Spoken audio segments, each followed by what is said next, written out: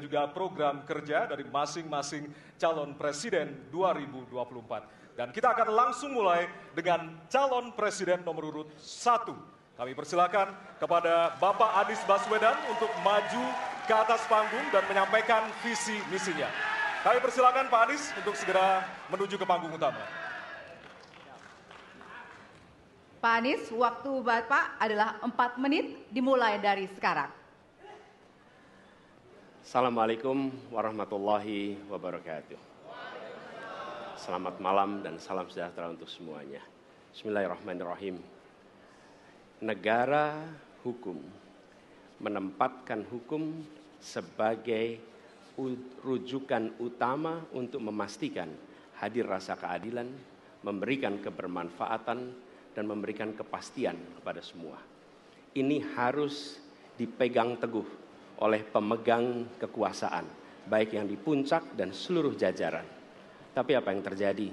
Banyak aturan ditekuk sesuai dengan kepentingan yang sedang memegang kekuasaan. Apakah ini akan diteruskan? Tidak. Ini harus diubah. Ini harus dikembalikan.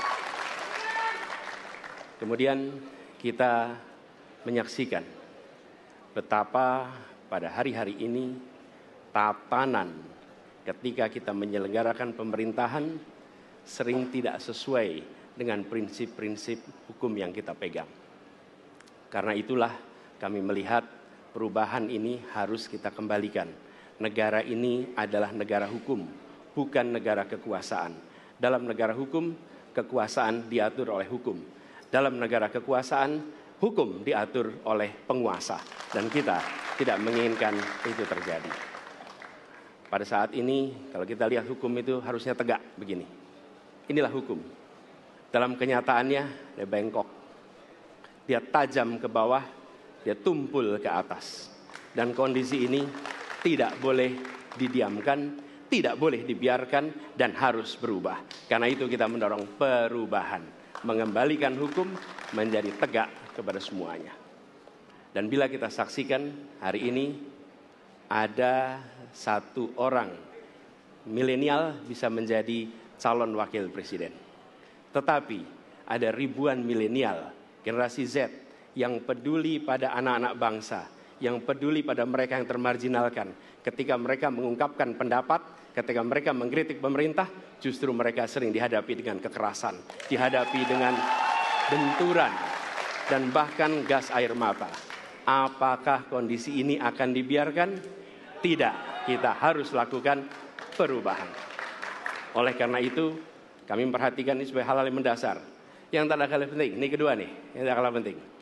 Kita menyaksikan pada saat ini, ada peristiwa seperti peristiwa Ibu Mega. Ibu Mega Suryani Dewi, seorang ibu rumah tangga yang mengalami kekerasan rumah tangga, lapor pada negara, tidak diperhatikan, dan dia meninggal korban kekerasan. Apakah akan dibiarkan? Tidak, ini harus diubah. Dan tidak kalah penting, hadir bersama saya di sini, ayahnya Harun Ar-Rasyid.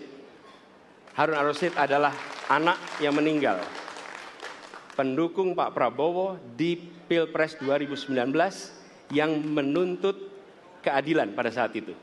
Protes hasil pemilu. Apa yang terjadi? Dia tewas sampai dengan hari ini tidak ada kejelasan. Apakah ini akan dibiarkan? Tidak. Ini harus diubah. Karena itu, kami mendedikasikan diri. Hadir untuk memberikan komitmen bahwa dari puncak sampai ke bawah, kami akan tegakkan hukum pada siapa saja. Kami kembalikan marwah kehidupan bernegara yang menempatkan hukum sebagai tempat yang paling tinggi. Dan ketentuan itu berlaku kepada semua, termasuk ketika menyangkut urusan ASN, menyangkut urusan TNI dan Polri. Terima kasih. Assalamualaikum warahmatullahi wabarakatuh. Terima kasih, Bapak Anies. Kami persilakan.